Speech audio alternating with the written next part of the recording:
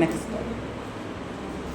हाँ, यहाँ तक आप जानते हैं लगभग राजस्थान है, बताइए, ठीक है, ध्यान रख लीजिएगा। ये अपना मेवाड़ है और यहाँ पर एक नया राजा बना, उसका ये नाम है, नाम कौन सा लिखा मैंने? सांगा। यहाँ तक ठीक है। उस समय दिल्ली है, एक और राज्य, और उसमें जो शासन कर रहा है वो एक नया राजा जिसका ये नाम है, नाम कौन सा भी आपके? इब्राहिम लोदी। सांगा के टाइम पे 2 राजा हुए दिल्ली के, एक तो इब्राहिम लोदी हुआ, इब्राहिम लोदी को हराकर बाद में आएगा वो बाबर आएगा, ध्यान रख लीजिएगा, ठीक है। अब नेक्स्ट देखो, एक्चुअल में मेवाड़ में सांगा शासक बना, उसकी सीमाएं यहाँ तक ही है, इससे पहले, इससे ज्यादा विस्तृत है नहीं, ठीक है। कहा जाता है ये जैसे ही राजा बना तो पहली बात तो ये डरावना ही था। डरावना इसलिए था कि इसकी एक आंख नहीं है, एक हाथ भी नहीं है, एक पैर ही नहीं है, ठीक है, ध्यान रख लीजिएगा। अगर किसी राजा को चैलेंज करता स्पेशली कि मैं तुम्हारे खिलाफ लड़ना चाहता हूँ या तुमसे लड़ना चाहता हूँ, तो 2 चीजें थी।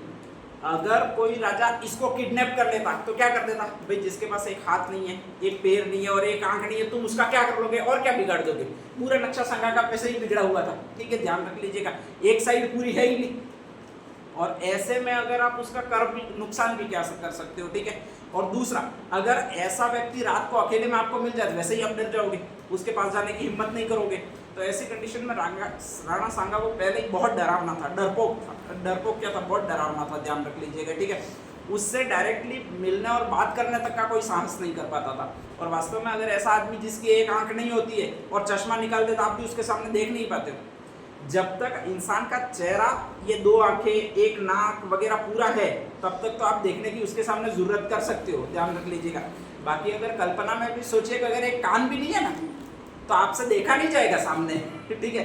जबरदस्ती डरावना चेहरा लगेगा वो अक्सर, तो कहा जाता है ये बहुत डरावना चेहरा था, इसलिए इस पर के खिलाफ या इसके साथ में जूझने का कोई साहस नहीं करता था। जिस पर भी उसने अटैक किया, कहा जाता है कि उस सब ने उनका समर्पण कर दिया था, ठीक है। ये बात एक आदमी नहीं जानता था, और वो आदमी नहीं जानता था जिसका नाम है इब्राहिम लोदी। कौन सा नाम है? इब्राहिम लोदी है शासक, ये ठेठ यहाँ का है, कहाँ का भी आपके? दिल्ली का। और ये कोशिश कर रहा है स्पेशली दिल्ली का इब्राहिम लोदी कि मेवाड़ के राणा सांगा को ये बहुत तेज गति से इसका शासन बढ़ा रहा है, तो मैं भी इसके खिलाफ लड़ूं। अब लड़ूं तो कहा जाता है कि दिल्ली का इब्राहिम लोदी है वो इधर सेना लेकर आया है। सेना खुद तो नहीं लेकर आया, बल्कि अपने एक सेनापति को भेजा, जिसका एक नाम है आपके ख्वाजा मीर दक्कन। ध्यान रख लीजिएगा, ठीक है। नेक्स्ट आगे, इधर से अपनी राणा सांगा सेना लेकर गया। राणा सांगा के अंग भंग इतने टूट चुके थे कि उसको मौत से कोई डर नहीं था, कोई डर नहीं था, एक जरा भी डर नहीं था, ठीक है। दूसरा पैर अगर टूट जाए तो भी उसको डर नहीं था, दूसरा हाथ टूट जाए तो भी डर नहीं था, दूसरी आंख टूट जाए तो भी उसको डर नहीं था। जब उसको डर नहीं था तो उसके सेना को भी डर नहीं था। मृत्यु से बिल्कुल भयभीत नहीं होने वाली अगर कोई सेना थी वो इसी की सेना थी, ठीक है। ये अक्सर जाते थे राणा सांगा के साथ जितने भी सैनिक होते थे, क्योंकि राजा उनका इतना निडर है, तो स्वाभाविक है कि सेना में और ज्यादा मनोबल आएगा, और ज्यादा मनोबल आएगा तो वो और ज्यादा निडर रहेंगे। ये इसकी सेना ऐसी नहीं थी, तो कहा जाता है कि इसने एक सेनापति को भेजा और उसका नाम था ख्वाजा मीर दक्कन। कौन सा नाम था? ख्वाजा मीर दक्कन। कहा जाता है बांडी के युद्ध में मिला, बांडी धौलपुर में आता है, ठीक है, ध्यान रख लीजिएगा। तो कहा जाता है कि आपके बांडी और खातौली, ये बूंदी धौलपुर की सीमाओं के मध्य है आपके स्पेशली, तो कहा जाता है वहाँ पर ये आते हैं। और वहाँ पर कहा जाता है कि ये इधर से सेना लेकर गया, ये आपके दिल्ली वाले सेना लेकर इधर से आए। अब वहाँ पर तो फिक्स था राणा सांगा यानी, उधर से देखा ख्वाजा मीर दक्कन ने, पहली बार ऐसे आदमी को देखा जिसके हाथ भी नहीं है, ना पैर भी नहीं है, ना आंख भी नहीं है, एक ही आंख से देख रहा है, ठीक है, ध्यान रख लीजिएगा। कई बार इसको कोशिश भी की गई कि इसकी दूसरी आंख को निशाना बनाया जाए, लेकिन निशाना बनी नहीं। और दूसरा क्या है कि राणा सांगा तो जैसे ही पास जाता था तो बहुत खतरनाक डराता था, हा हा करके चिल्लाता था, ऐसा लगता है भूत आया हुआ है, ठीक है। सामने वाला तो ओरिजिनल ऑटोमेटिकली डर जाता था। तो ऐसी कंडीशन में कहा जाता है राणा सांगा ने आसानी से पराजित कर दिया, वो इस आदमी को पराजित कर दिया। कौन सा आदमी को पराजित कर दिया? ख्वाजा मीर दक्कन, ठीक है। इस पर थोड़ी सी अपनी नीतियां भी चेंज कर ली थी कि बहुत डराना है तो उसको मानसिक रूप से ज्यादा परेशान करो, डरा, और दूसरा उसको इतना अवॉइडेंस करो, मतलब उसकी सेना में इतनी मारकाट मचाओ स्टार्टिंग से जाते ही जाते कि सामने वाली सेना को लग जाए कि अगर अपन बच गए तो 101 किलो के लड्डू चढ़ाऊंगा भगवान, वो कह दे, ठीक है। हर सैनिक मन में धारणा बना ले कि अगर मैं बच गया तो लगभग 101 किलो के लड्डू चढ़ाऊंगा। इतना भयंकर कत्लेआम करो, इतनी भयंकर मारकाट मचाओ, तो ठीक डर फैलाओ। तो इनका मेन विजन यही था। तो कहा जाता है कि मेवाड़ के राणा सांगा ने इसको पहले युद्ध में पराजित कर दिया, जिसको आपके स्पेशली कहा जाता है वो बांडी का युद्ध कहा जाता है।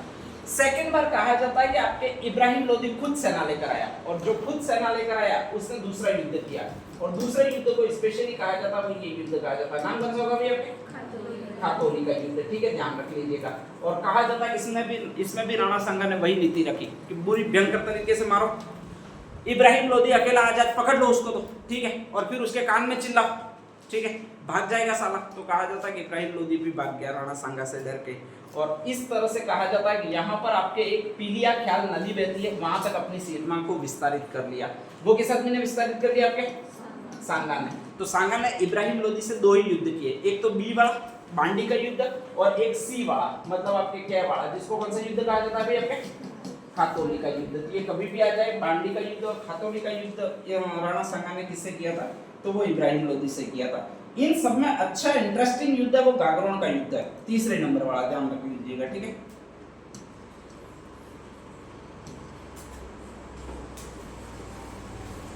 हाँ, यहाँ पर आपके एक राज्य है, मैंने कौन सा राज्य बताया था आपको? मालवा। यहाँ पर आपके एक राज्य है जिसको कौन सा राज्य कहा जाता है? आपके मेवाड़। मेवाड़ में शासन कौन कर रहा है? हाँ, मालवा में शासन कौन करेगा इसके टाइम पे? महमूद खिलजी सेकंड। और महमूद खिलजी फर्स्ट किसके टाइम पे होगा? कुंभा के टाइम पे, ठीक है। चलो आपको इतना ध्यान है।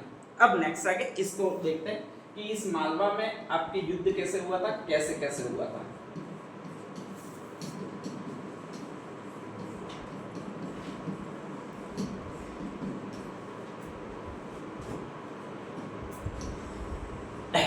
नेक्स्ट आगे मेवाड़ में सांगा शासन कर रहा है, मालवा में महमूद खिलजी सेकंड शासन कर रहा है। यहाँ पर इन दोनों के बीच में सीमा है, कोई दिक्कत वाली बात नहीं है, ठीक है, ध्यान रख लीजिएगा।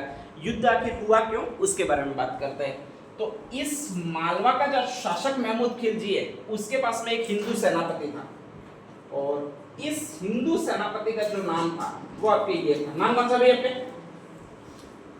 याद रखना, म सही है, मेदिनी राय। कौन सा नाम है?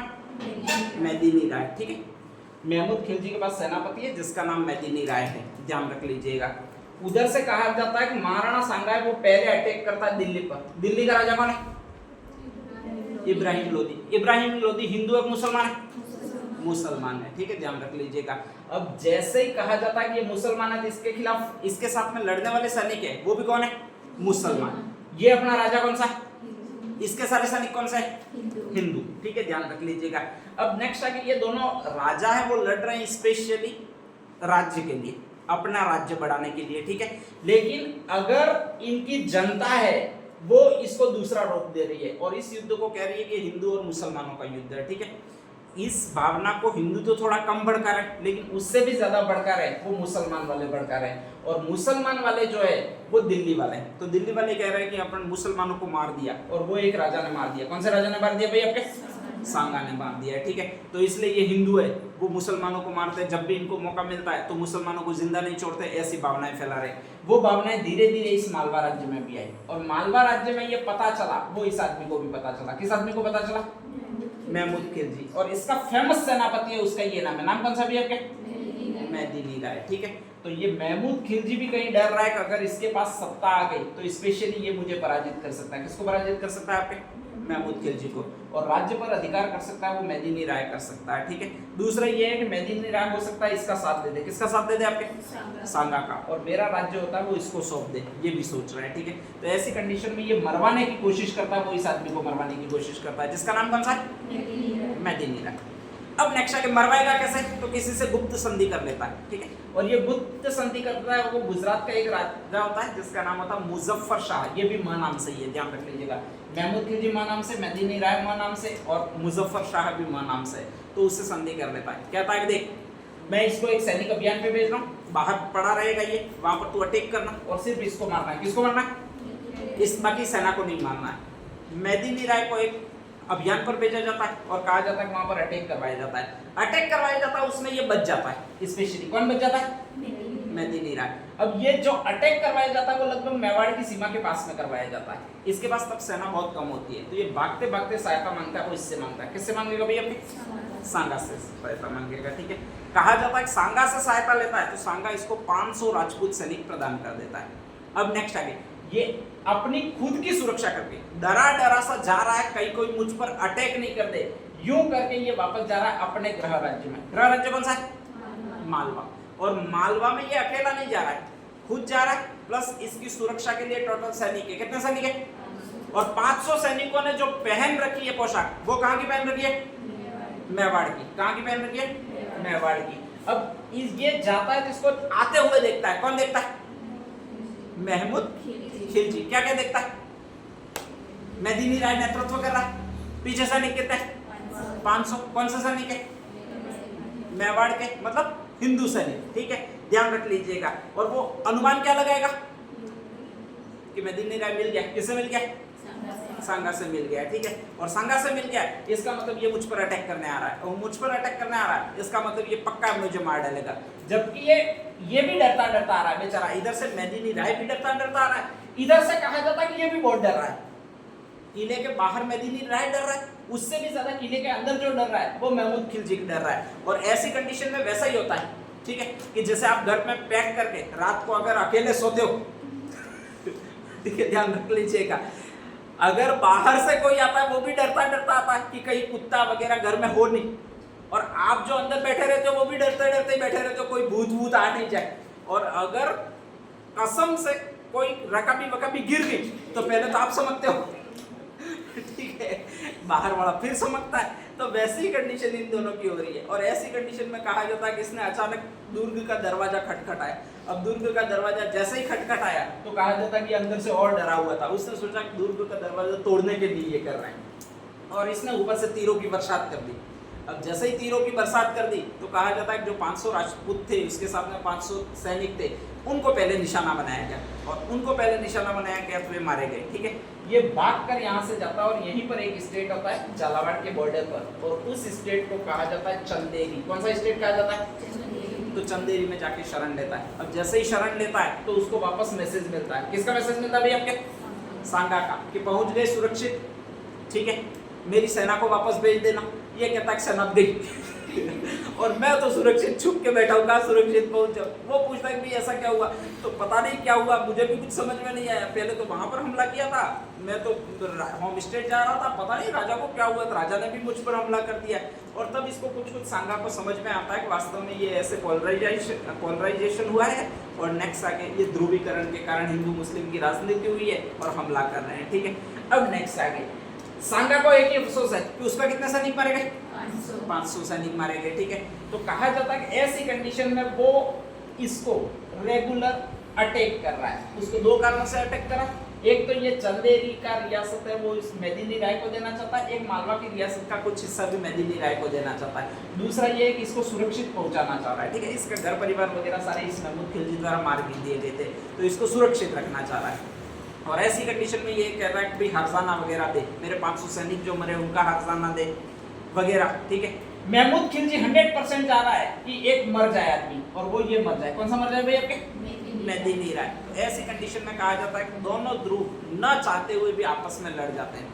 राणा सांगा कह रहा है तेरे परिवार की हत्या की है, तुझे बदला लेना तो मैं सैनिक सहायता उपलब्ध करवा देता हूँ। और कहा जाता है कि इस मेदिनी राय को मैन सेनापति बना देता है और वापस सेना भेजता है। अब वापस सेना भेजता है तो स्पेशली इन लोगों ने क्या किया हुआ था कि बहुत आसान प्लानिंग बनाई होती है। आसान प्लानिंग ये बनाई होती है कि जैसे ही दुर्ग के पास में राणा सांगा की सेना आएगी, मेदिनी राय आएगा, सबसे पहले हमला करना है और इनको नष्ट कर देना है। ठीक है, स्टार्टिंग में जब ये लापरवाह होंगे तब इन पर हमला करना है, इनको नष्ट कर देना है। अगर ये वापस लड़ने के लिए तैयार हो जाए तो वापस दुर्ग में आकर छिप जाना है और दुर्ग के द्वार बंद कर देने। अब दुर्ग के द्वार बंद कर दोगे तो वो सैनिक आगे बढ़ नहीं पाएंगे।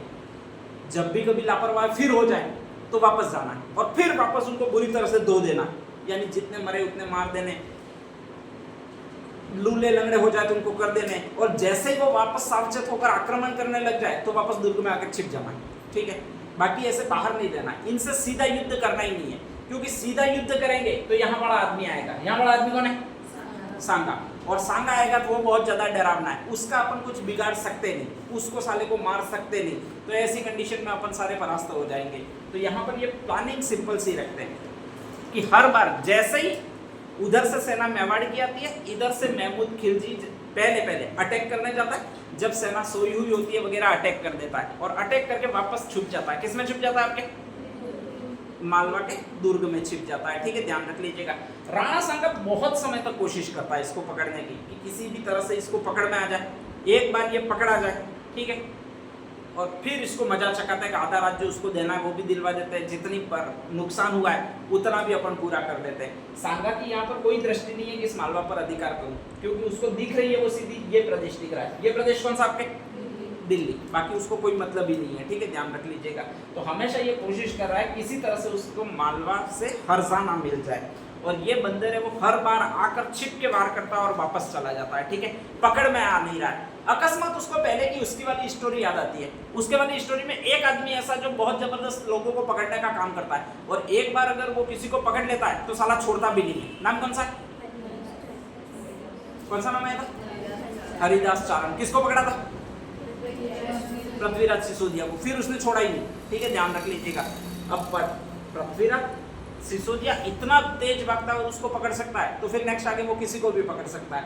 तो कहा जाता है उसको बुलाया जाता है, और उसको बुलाया कर सिंपल सी प्लानिंग की जाती है कि यहाँ पर आपके स्पेशली मालवा का दुर्ग है, और ये जब जब भी आता है तो यहीं पर अटैक करता है, और कहा जाता है फिर वापस दुर्ग में चला जाता है। तो कहा जाता है कि हरिदास सिसोदिया को कहा जाता है कि आप मुझे एक काम करना है कि तू एक आदमी को पकड़ के मुझे सौंप दे। कौन सा आदमी? महमूद खिलजी, मालवा वाला। ठीक है, कहा जाता है कि ये महमूद खिलजी को पता नहीं होता है। अकस्मात कहा जाता है हरिदास चारण यहाँ पर छिप रहा होता है, उसी समय सांगा अपनी यहाँ पर सेना भेजता है। सांगा की सेना को कहा होता है तुमको कोई आक्रमण वाक्रमण नहीं करना है, अब संभाल देगा। आदमी कौन है? हरिदास चारण। ठीक है, ध्यान रख लीजिएगा। और कहा जाता है कि अचानक यहाँ पर सेना आकर खड़ी रहती है। महमूद खिलजी बेचारा कुछ नहीं जानता है, और अचानक रात में निकलता है, और अचानक जैसे ही रात में निकलता है तो पहले से ही तैयार होता है छुपा हुआ आदमी। कौन? हरिदास चारण। ठीक है, और एक बार बातें पड़ जाता है वो, तो इसके बाद तो छोड़ता ही नहीं है। ध्यान रख लीजिएगा। तो कहा जाता है कि हरिदास चारण बाहर निकलते ही टूट के पकड़ लेता है उसको। सेना जो दूसरी होती है वो तो सोचती है हम पर अटैक किया, भाई राजा को पकड़ेगा तो सेना को दूसरी को लगेगा। तो सेना को तो पहले से ही कहा होता है कि जैसे ही अटैक होता है तुम्हें क्या करना? वापस आगे छिप जाना। तो उसकी सेना होती है वो अकेले अकेले जाकर अंदर छिप जाती है। ठीक है, बच जाता है। वो कौन बच जाता है? महमूद खिलजी।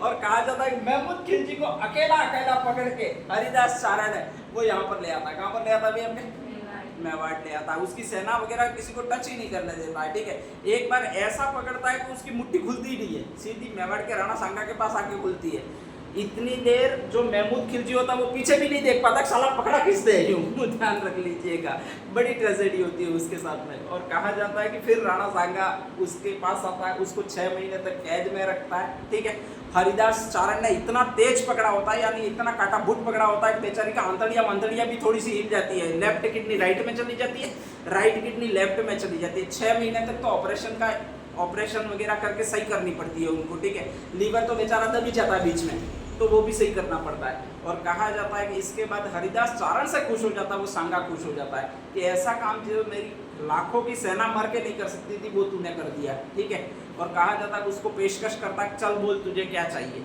अब ऐसी कंडीशन में अपन होते कहते मेवाड़ का आधा राज्य। लेकिन हरिदास चारण इतना लालची नहीं होता है। वो कहता है कि बस महाराज मुझे एक ही चाहिए कि मेरे 12 पुत्र है। कितना पुत्र है? 12। हर एक बेटे के लिए कितने गाँव मांगने चाहिए? अपना ढूली होता है वो हर एक बेटे के लिए कितने गाँव मांगता है? 1 गाँव। ठीक है, तो वो भी कहता है कि मेरे 12 पुत्र हैं, हर बेटे के लिए मुझे 1 गाँव इनाम में दे दीजिए ताकि उनका जीवन अच्छी तरह से चल जाए। ठीक है, उनको संघर्ष नहीं करना पड़े, रेट की तैयारी भी नहीं करनी पड़े उनको। तो कहा जाता है कि हरिदास चारण को राणा सांगा होता है वो 12 गाँव दे देता है। कितने गाँव देता है? 12। महमूद खिलजी से फिर संधि होती है, मेदिनी राय को वहाँ का चंदेरी का राजा स्वीकार कर दिया जाता है आपके स्पेशली, और कुछ राज्य वगैरह दे दिया जाता है, कुछ धन दिया जाता है, कुछ सेना दी जाती है, और इस तरह से ये संधि कर ली जाती है दोनों राज्यों के मध्य। वो आपके गागरोन का ये पूरा युद्ध जो हुआ वो गागरोन का युद्ध कहलाता है। कौन सा युद्ध?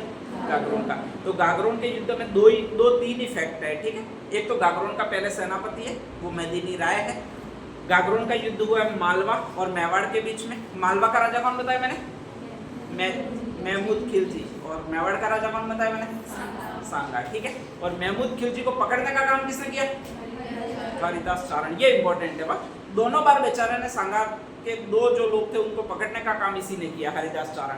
तो ये कुछ भी पकड़ने में निपुण होता है आपके। तो नेक्स्ट हेडिंग डाल दीजिएगा गागरोन का युद्ध। बड़ी का युद्ध फर्स्ट लिखा है।